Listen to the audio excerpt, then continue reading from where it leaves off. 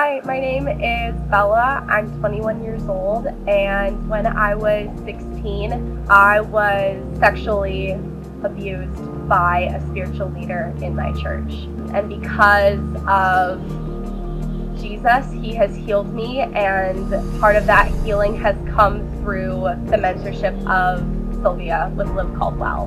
From the time that the relationship ended, right after I turned 17, until more recently, like in the last 6 months, I just had a lot of bitterness.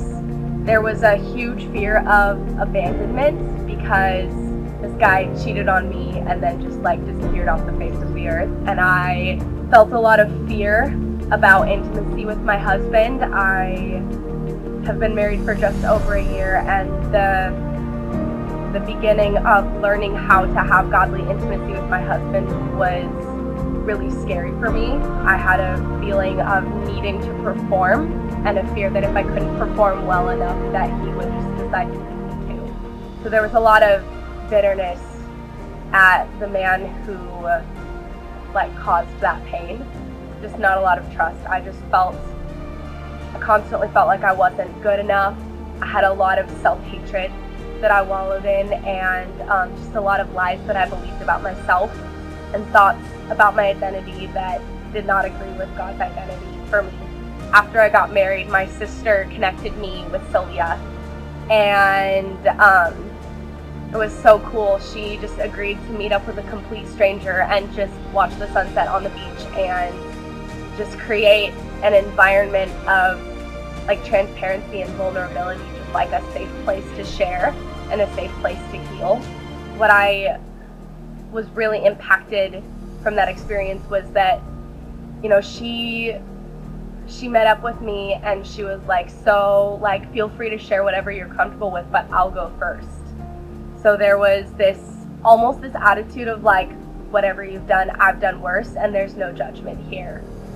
And there was just such a safety in that vulnerability that made me feel comfortable to share, because of just the constant acceptance and mentorship.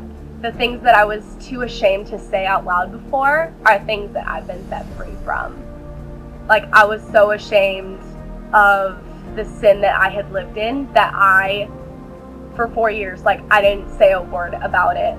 People knew that stuff had happened, but didn't know what had happened, and I didn't even know what had happened because I had never processed it. I had just shoved it down and tried to ignore the feelings of bitterness and fear of abandonment, just the feeling of not being good enough for anyone, not being worthy of love. I had shoved that down for so long that I didn't know how to process through it, which is why I'm so thankful for Sylvia and her yes to meet with me, even though she didn't know me, helped me begin the process of walking through healing, walking in the truth of who Jesus says I am. So it's been almost a year since I met Sylvia, and I am a completely different person. I no longer deal with the feeling of not being good enough. So for those of you who are hesitating to take this step of seeking out Live Caldwell, I just encourage you to do it, because this woman has been so impactful to my life and my walk with Jesus, just in her selflessness to say yes to people regardless of how it benefits or doesn't benefit her. When I met up with her, I didn't have to filter out what things she said, if they were aligning with scripture or not, because everything that she said, I was yes, that's scripture, that's so biblical.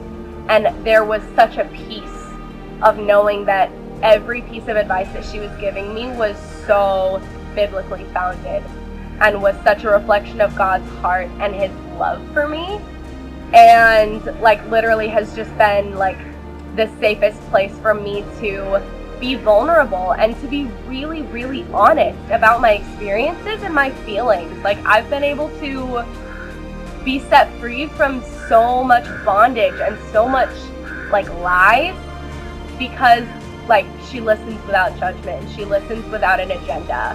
So if you have any hesitation about Live Caldwell, I would say that it is absolutely worth it. And this is a place of healing and restoration.